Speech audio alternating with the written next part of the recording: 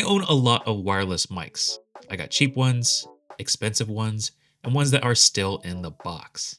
But out of all of them, I keep grabbing this one. This is the DJI Mic Mini. I've been using it since it first came out, and honestly, I still think it's the best wireless microphone you can buy for the money. It's small, easy to use, and it works with both smartphones and cameras. So in this video, I want to show you some creative ways to use this mic, a few accessories worth picking up, and 3 reasons why you should consider this microphone.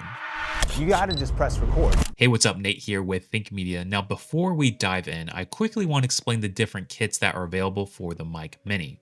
First, you can just pick up a single transmitter, which is perfect if you already own a DJI Osmo camera and just want a super clean direct connection. You can also pick up a single transmitter with a receiver, which is great if you are a solo creator using your phone or camera. Or you can pick up the 2 transmitter kit with this new smaller mobile receiver, which we'll talk about more later on in the video. And then there is the full kit with 2 transmitters, a receiver, and a charging case. And at the time of recording this video, the full kit is $79, which is an absolute bargain. And that's the one we'll primarily look at today.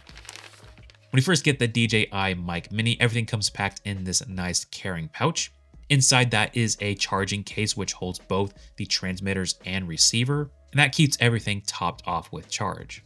You also get a USB-C adapter for connecting to your phone or even a computer, 2 wind muffs for each transmitter, a black and a gray one. The gray is a little bit better if you are dealing with heavier wind. You also get a 3.5mm cable for connecting to your camera, and a USB-C cable to charge the case. What I like about this is that DJI really thought this through. You can actually store the wind muffs and the 3.5mm cable inside the charging case lid. So if you want to travel lighter, you don't even need to bring the carrying pouch, which is awesome. You can just grab the case and go. Now, the first reason is probably the biggest reason why I keep using the DJI Mic Mini, and that is its simplicity. When you take it out of the case, it turns on and automatically connects to the receiver. You can then clip the microphone onto your shirt, hit record, and that is basically it. Now you'll need to set your camera's audio levels beforehand, but once it's dialed in, I rarely have to think about it and it just simply works. I also appreciate the physical gain dial on the receiver. If something is too loud, I can simply reach over and turn it down, which is great because I'm not buried in some menu trying to fix my audio levels. This mic also has several features to help protect your audio. It has a built-in limiter, so if things get loud, it will help control that. You can also turn on the safety track feature, so if your main audio track clips, well, you have a backup recorded at a lower volume that you could switch to in your editing software. Battery life is also really impressive. You get 11 hours per transmitter and 10 hours on the receiver. That is more than enough to get you through the day, and once you're done, you can simply drop it back in its case and it quickly recharges. Reason number 2 is the audio quality. What good is a microphone if it doesn't sound good? And the Mic Mini sounds pretty good. If you're curious to hear how it sounds, well, I've actually been using the Mic Mini and this little reporter handle this entire time for this video. So you can really get some great results with a simple wireless microphone like this. Honestly, the DJI Mic Mini is more than enough for normal YouTube situations, and I think it even sounds just as good as some of the more expensive wireless systems, like the DJI Mic 3. Now, are there wireless microphones out there that technically sound better? Yes, of course, but for a small wireless mic at this price point, it sounds clean, it sounds clear, and most importantly, it's consistent. And speaking of consistency, when it comes to the range of this microphone, it's kind of crazy with how small it is. Even at longer distances up to 1,000 feet, it still stays connected and sounds rock solid. Okay, so I have the Mic Mini clipped to my shirt. I'm gonna do a little bit of a distance test just to see how far we can go. This thing can go up to 1,000 feet and still connect to the camera, which is insane. Again, that's more line of sight, so anytime the microphone can actually be within sight of the receiver. So if you turn around, you could risk your audio cutting out, but then if I turn back, I've never had an issue with the transmission connection between microphone and receiver. So again, I'm like, I don't know, 100 feet now. This is pretty crazy. I would not really ever need to be this far away from the camera, but it's good to know that you can kind of maximize this range if you just want to have good connection or if you're between walls going in and outdoors. This is a great little microphone. Again, super reliable connection. What more can you ask for? Now, I've noticed that if you clip the Mic Mini to your shirt and depending on where it's placed and depending on your voice, it can sound a bit muffled at times. But usually I can fix that with a little bit of EQ in my editing software, and that will just brighten it up slightly and it sounds much better. Now, a pro tip for you if you want to get better audio quality from the Mic Mini is actually to hold it out in front of you. In this position, it actually sounds much better for some reason. So you could actually just hold the microphone if you want to get a little bit better audio. Maybe you're doing some voiceovers or you don't mind holding the microphone like this. And if it's a little bit hard to hold, you can actually grab something like this reporter handle.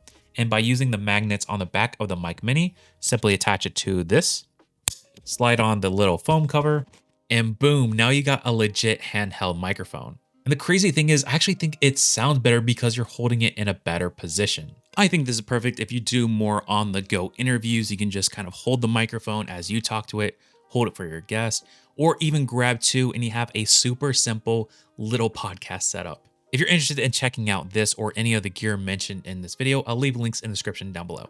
Now, the third reason, and perhaps my favorite reason why I continue to still use this microphone, is because of its compatibility. It works with basically everything. You can use it with your smartphone, your mirrorless camera, your computer for Zoom calls or live streams, and even connect it directly to your DJI Osmo cameras. That means you don't need to invest in a completely different system for each camera. You can simply buy this kit and you're good to go. And that's why out of all the microphones I own, I grab this when I quickly want to film a YouTube video or I'm traveling, doing behind the scenes content, and don't want to overcomplicate things. Okay, so let me show you a few creative ways I've been using the Mic Mini in my workflow and a couple accessories that are worth picking up. Number one, I already mentioned, is this reporter handle. Honestly, it's such a cool little setup that kind of changes the way you use your wireless microphone.